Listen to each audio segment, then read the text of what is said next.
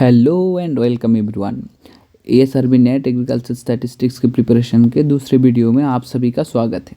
हम लोग प्रिपेयर कर रहे थे यूनिट 2 जिसका नाम था प्रोबेबिलिटी एंड मैथमेटिकल स्टैटिस्टिक्स। हमारे पास टोटल 9 यूनिट में से हम लोग यूनिट नंबर 2 को चूज़ किए हैं प्रिपरेशन के लिए। आज उसी टॉपिक में हम लोग दो छोटे छोटे सब टॉपिक को देखेंगे। एक है रैंडम वेरिएबल, दूसरा है एक्जियोमेट्रिक अप्रोच ऑफ प्रोबेबिलिटी। तो इसी अप्रोच में आज का 10 क्वेश्चन आप लोगों को सीखने के लिए बहुत कुछ मिलेगा जो एग्जाम पॉइंट ऑफ व्यू से बहुत ही इम्पॉर्टेंट है। देखिए, हमारा आज का पहला क्वेश्चन पूछा गया है, which of the following is true about the random variable. Random variable के रिगार्डिंग कौन सा हमारा करेक्ट चॉइस है। यहाँ पे आप लोगों को 4 ऑप्शन दिया गया है। 4 ऑप्शन में से हमें बोला गया है it takes only discrete value, ये बोला है कि ओनली डिस्क्रीट ले सकता है। It's takes always real value function, बोला है ऑलवेज रियल वैल्यू फंक्शन लेगा। It's takes function from sample space to real line, ऐसा पूछा है। It must follow the uniform distribution, आपको ऐसा भी पूछा गया है। तो आप लोग देखेंगे हमारे रैंडम वेरिएबल क्या होता है। रैंडम वेरिएबल हमारे सैम्पल स्पेस जो होते हैं ना, वो सैम्पल स्पेस में से कहाँ पे कन्वर्ट होता है, सैम्पल स्पेस में से रियल लाइन पे हमारा शिफ्ट होता है। जैसे कि हमें ऐसा मिल जाता है ना कि अगर आप अगर रैंडम वेरिएबल को पकड़ लेते हैं और 2 कॉइन को टॉस करते हैं तो 2 कॉइन हमारा कैसा कैसा आउटपुट देगा, हेड हेड, हेड टेल, और आपको tail head and tail tail. तो ये जो सैम्पल स्पेस है इसको हम क्या कहते हैं, ऑल पॉसिबल आउटकम। तो ये हमारे पास सैम्पल स्पेस हो जाएगा, कभी कभी ओमेगा से डिनोट किया जाता है। तो ये सैम्पल स्पेस कहाँ पे कन्वर्ट होता है, अगर x हमारा नंबर ऑफ हेड है, नंबर ऑफ हेड होगा ना, तो हमारा कहाँ पे कन्वर्ट होगा, यहाँ पे कितना हेड है, 2 हेड है, तो पहला वाला कन्वर्ट होगा 2 पे, और दूसरा वाला कन्वर्ट होगा 1 पे, तीसरा हमारा कन्वर्ट होगा 1 पे, चौथा कन्वर्ट होगा 0 पे।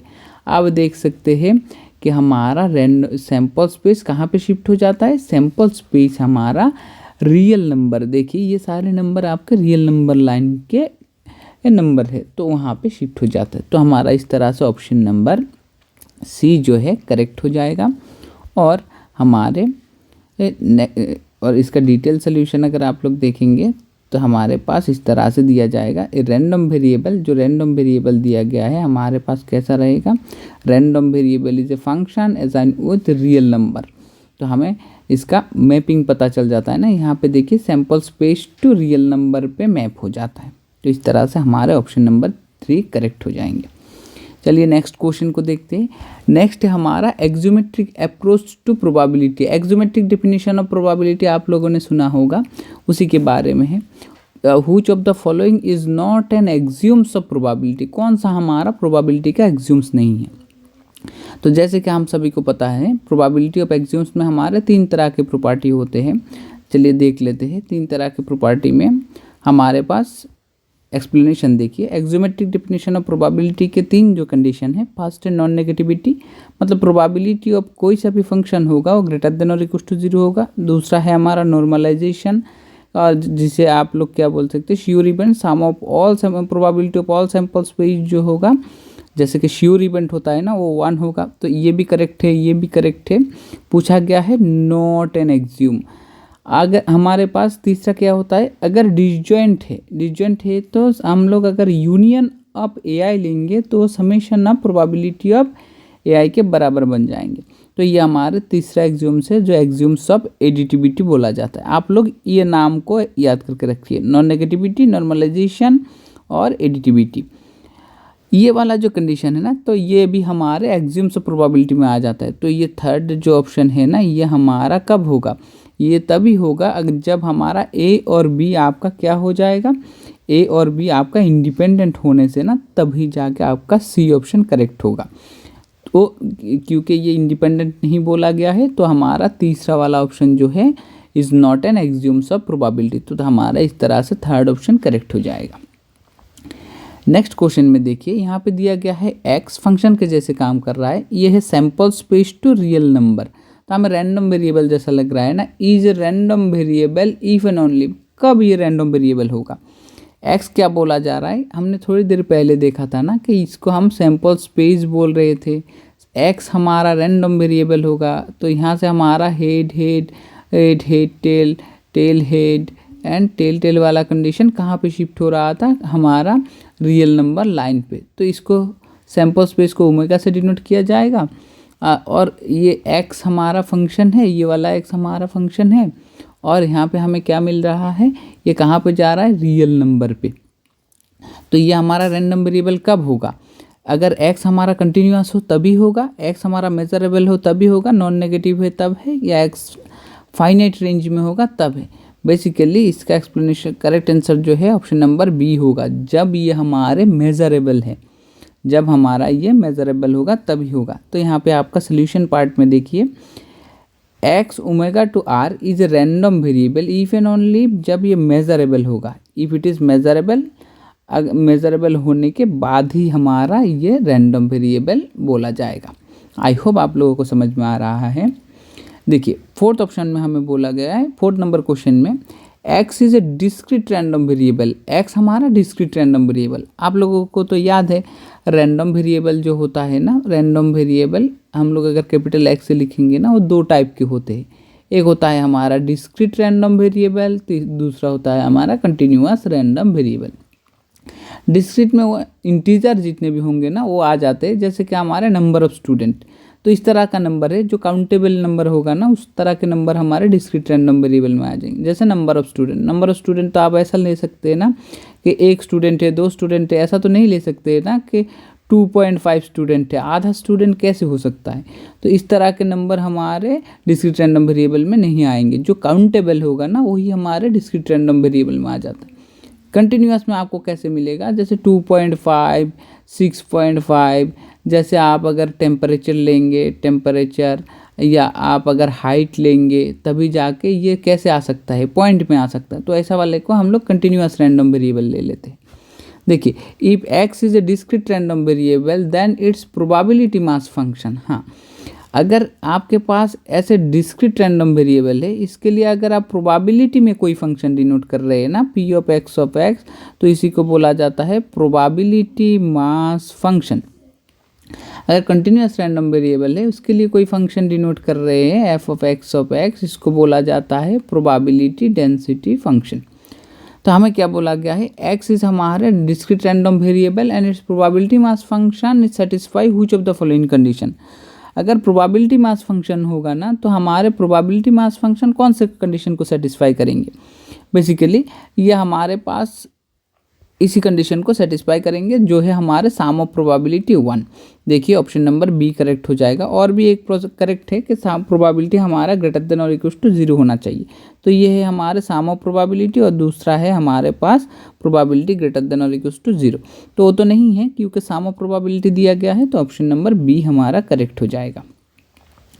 देखिए यहाँ पे दिया गया है what is the probability that a continuous random variable takes a specific value.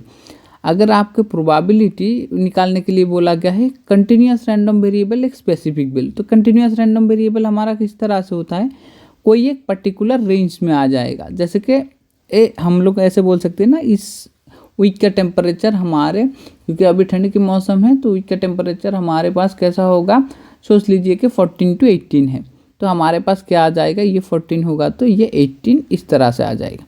तो अगर हम लोग कोई स्पेसिफिक वैल्यू, अगर आपने क्लास 12 में अच्छे से पढ़े होंगे ना, तो हम लोगों को कंटिन्यूअस कैसे मेज़र करना होता है, क्योंकि continuous is nothing but related to function. तो यहाँ पे आपका ए रहेगा, यहाँ पे बी रहेगा, आपको ये स्पेसिफिक एरिया मेज़र करने के लिए दिया जाता है ना।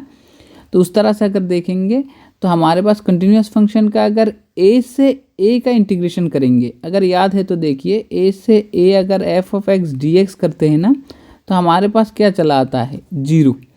तो कंटिन्यूअस रैंडम वेरिएबल के लिए अगर probability function, probability of a continuous random variable take a specific value होगा ना, तो वो हमारे 0 के बराबर बन जाएंगे। देखिए इसका करेक्ट ऑप्शन जो है बी है। एक्सप्लेनेशन में भी वही बोला गया है, आपका continuous random variable probability is given by the probability density function, थोड़ी देर पहले ही हमने बोले थे। और probability of any specific value at X कैसे जी लिया जाएगा, जैसे मैंने ए टू ए लिया है ना, इन्होंने एक्स टू एक्स लिया है, X to X F of T D T लेंगे ना तो 0 बन जाएगा। बेसिकली आप कोई सा भी फंक्शन ले लीजिए, अगर यहाँ पे एक एफ ऑफ टी को एक्स ले लेंगे ना, तो आपको क्या मिल जाएगा, x² by 2 इंटीग्रेशन। तो उसका लिमिट क्या पुट करेंगे, जैसे कि एफ ऑफ टी आप टी भी ले सकते हैं, तो टी स्क्वायर बाई टू, तो वहाँ पे आप अगर एक्स टू एक्स पुट करेंगे तो ये T square by two minus T square by two आ जाएगा, तो हमारे 0 के बराबर बन जाएंगे। तो इसी तरह से हमारा क्या हो जाएगा कि अगर स्पेसिफिक वैल्यू लेगा ना कंटिन्यूस रैंडम वेरिएबल, तो उसके लिए प्रोबेबिलिटी हमारा 0 आ जाएगा। ठीक है, और नेक्स्ट क्वेश्चन देखिए, if X and Y is independent random variable then which of the following condition is true. तो हमें पता है कि ये वाला भी ट्रू होता है, लेकिन हम लोग एक्सपेक्टेशन वाले को ट्रू मान के चलेंगे, क्योंकि हमने थोड़ी देर पहले ही देखा था if X and Y independent, तो ये भी करेक्ट होना चाहिए, ये भी हमारा करेक्ट होना चाहिए। ठीक है, ग्रेटर लेस ये वाले कंडीशन नहीं होंगे। तो इसका एक्सप्लेनेशन भी आप देख सकते हैं, ऑप्शन नंबर डी जो होगा करेक्ट होगा। फिलहाल के ए और डी दोनों करेक्ट है। X is independent then the joint expectation, X and Y के एक साथ का एक्सपेक्टेशन को जॉइंट एक्सपेक्टेशन बोला जा रहा है। उनको हम लोग expected value of X into expected value of Y की तरह लिख सकते हैं। ठीक है, तो ये हमारे इंडिपेंडेंट डिस्क्रीट या कंटिन्यूअस कोई सा भी केस में हो सकता है, इसमें कोई दिक्कत नहीं है। ठीक है, अगर एक्स आपका डिस्क्रीट रैंडम वेरिएबल है तब भी चलेगा, कंटिन्यूअस होगा तब भी चलेगा। 7 नंबर क्वेश्चन पे देखिए, क्यूमुलेटिव डिस्ट्रीब्यूशन फंक्शन CDF जिसे बोला जाता है, और सिंपल वर्ड में आपका ये डिस्ट्रीब्यूशन फंक्शन भी बोला जाता है। क्यूमुलेटिव क्यों, क्योंकि ये हर एक वैल्यू को पीछे से प्लस करता है। और रैंडम वेरिएबल, आपका कोई सा भी रैंडम वेरिएबल एक्स है, उसका cumulative distribution function basically denote किया जाता है एफ ऑफ एक्स से। एफ ऑफ एक्स से अगर क्यूमुलेटिव डिस्ट्रीब्यूशन फंक्शन डिनोट किया जाता है और डिफाइन किया जाता है F of X less than और equals to X, cumulative function. तो आई होप आप सभी को क्यूमुलेटिव पता होगा। Cumulative distribution function satisfy which of the following property, ये कौन से प्रॉपर्टी को सेटिस्फाई करता है। तो हमारे डिस्ट्रीब्यूशन फंक्शन ना 3 प्रॉपर्टी को बेसिकली सेटिस्फाई करते हैं। देखते हैं कौन सा हमारा है। 3 प्रॉपर्टी में अगर एफ ऑफ एक्स हमारा CDF है कोई किसके लिए, कोई सा भी रैंडम वेरिएबल कैपिटल एक्स के लिए, तो 3 प्रॉपर्टी सेटिस्फाई करता है। एक है हमारा राइट कंटिन्यूअस, एक है वो हमारा राइट कंटिन्यूअस जिसका मैथमेटिकल नोटेशन है हमारे पास ऐसा। इसको हम लोग डिटेल्स में समझने की कोशिश करेंगे तो लंबा टाइम जाएगा। अगर आप लोगों को डिटेल वीडियो चाहिए होगा तो आप लोग कमेंट में बोल सकते हैं। दूसरा है नॉन डिक्रीजिंग फंक्शन ना, हमारा डिस्ट्रीब्यूशन फंक्शन या cumulative distribution function non decreasing होता है। तीसरा बाउंडेड होता है। तो यहाँ पे सिर्फ एक ही प्रॉपर्टी को मेंशन किया गया है, राइट कंटिन्यूअस, लेकिन आप लोगों को एग्जाम पॉइंट ऑफ व्यू से ये तीनों याद करके रखना है कि CDF मतलब cumulative density function right continuous non decreasing bounded होता है। ठीक है, ये सारे चीज़ आप लोगों को याद करके रखना है। तो इस तरह से हमारे ऑप्शन नंबर बी करेक्ट हो जाएंगे। उसके बाद देखिए 8 नंबर क्वेश्चन में क्या पूछा गया, X follows the uniform distribution. तो हमें पता है एक्स यूनिफॉर्म डिस्ट्रीब्यूशन, हमारा यूनिफॉर्म डिस्ट्रीब्यूशन का ये नोटेशन दिया गया है।